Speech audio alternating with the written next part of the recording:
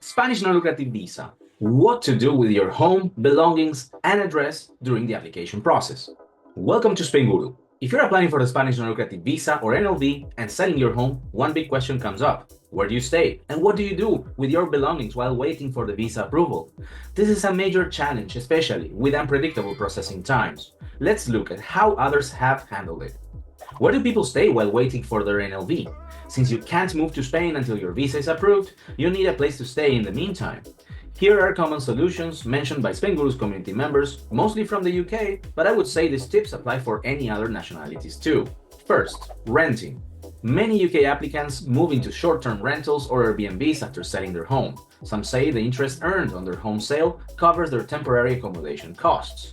Then traveling in a motorhome. Some applicants use this time to travel around the UK, for example, seeing family and friends. This offers flexibility without needing to commit to a rental. Another option is holiday rentals. Some applicants move from one holiday rental to another until they get their visas. By the way, if you plan to sell your home before moving to Spain, you should plan your moving schedule carefully in order to avoid the feared Spanish capital gains tax. If you want to know how to avoid it, watch this video. What happens to your belongings? Now for the next big issue, your furniture and household items. Do you store them, ship them to Spain, or sell them? First, storage units. Many applicants store their belongings in the UK or USA until their visa is granted. However, storage fees can add up quickly, so it's important to weigh the costs. Then, shipping to Spain before the move. Some applicants ship their belongings to Spain early, storing them there while waiting for their visa. One key benefit is that registering on the Padrón or local town hall registration before shipping can help avoid important duties. That would require having an address before moving to Spain, something that not everyone has. Then selling or donating furniture. Few applicants sold their furniture rather than dealing with storage and shipping costs. One person stored furniture in a shipping container for 9 months only to find it damaged by dampness. Their advice: think carefully about what's really worth keeping. How to avoid import tax or VAT on your shipment. I'm not a customs expert, but I was recently contacted by a Spainguru community member that had problems with Spanish customs who wanted to charge her import tax on her belongings. Here's a list of the paperwork you need to have to import personal items into Spain without having to pay import duty or VAT. 1. Application address to Spanish Customs Regulations Officer. 2. Certificate of change of residence from the embassy or consulate of the country where you are lived for the last 365 days. It needs to confirm that you are changing your residence in Spain. Then a list of imported goods, plus the estimated value and approximate date of purchase. Spanish consulate in your country of origin must stamp it. And economic operators registration and identification number. If you're an EU EEA citizen resident in Spain, you'll need to contact your shipping agent to receive your EORI number. Personal use confirmation. You need to sign a document that confirms you won't sell, transfer, or lease any of the items you are importing for at least 12 months. You must also prove you owned the items for at least 6 months.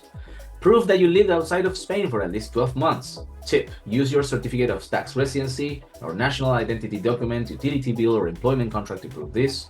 And copy of your residence permit in Spain. You can use the empadronamiento certificate you received from the town hall to prove your residence in Spain if you already achieved residency status. You can use your de-application receipt if you haven't received formal residency. Remember, things change constantly, so always check the latest official requirements. By the way, if you like this video, please smash the like button and subscribe. Now, let's go back to the main subject of this video. Where will your visa and mail be sent? If you sold your home, you still need an address to receive your passport with a visa. Here's how people handle it. Mail redirection. Some applicants use Royal Mails or USPS redirection service to forward mail to a new address or a family member, using a family member's address. Possible, use a relative's home as your temporary mailing address. Checking with your consulate or BLS office. Some consulates or BLS office allow you to use a different return address for your passport. If you're moving out, confirm this before applying.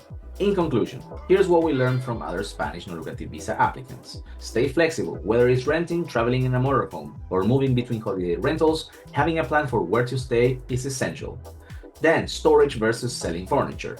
Some people store their belongings in their country, while others ship them to Spain or sell them entirely. Consider costs and risks before deciding.